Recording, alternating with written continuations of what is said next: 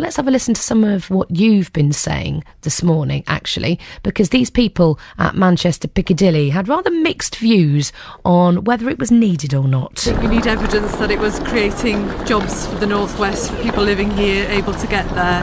But it depends on the expense as well. It's very expensive tickets by train at the moment, so probably cheaper to fly. I don't think we really need that high-speed train just to cut half an hour off from maybe London to Manchester, is it? I think they're fine as they are, me. I don't catch them that often, but they are good. There you go. Some mixed opinions there. Well, let's speak to two people who've got very different opinions now. Emma Antrobus is Transport Policy Manchester for the Greater Manchester Chamber of Commerce. And also, let's speak to Joe Rukin, who is the HS2 Stop HS2 campaign coordinator. Good morning to you both. Morning. Good morning. Morning. Emma, if I start with you then, let's talk a little bit about what it's going to do for us. In your view, is it going to be a good thing for Greater Manchester? We definitely think it's going to be a good thing for Greater Manchester.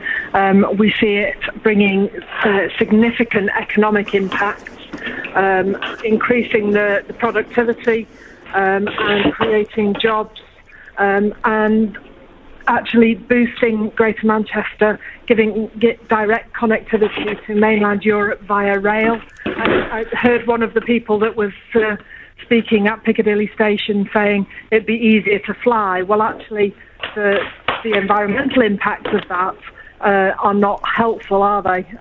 When actually, if we have a 21st century railway that can provide capacity to allow people to connect to major cities, that's much better. Joe Rukin, better for the environment, creating jobs, boosting the economy. What's your response to that? Oh, God, no. Well, it's an environmental disaster. You know, the Green Party described it as socially regressive, environmentally damaging and bafflingly irrational.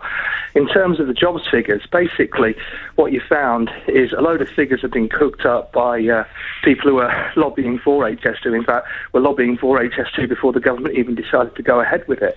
And what you find is all of the figures are suspect. The Department of Transport, in terms of their business case, have used every opportunity they have. They have used outdated figures which they know are wrong because it's the only way they can prop up this idea.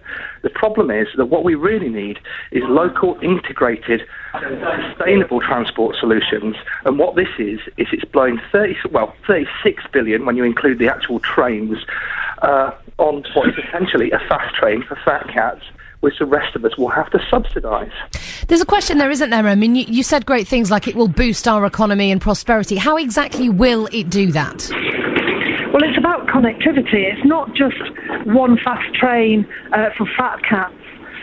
It's actually about fast point-to-point services between the major cities in Britain, and allowing the capacity that we have currently on the West Coast Main Line to be used to allow people to connect with large towns that currently have very limited services. So it's about businesses being able to do business in different locations. We're not saying that we shouldn't have good local transport, and we've lobbied very hard for the Northern Hub, because that's absolutely fundamental. But actually, the West Coast Main Line is one of the busiest lines in Europe, and you've got a mixture of fast services, slower stopping services, and freight.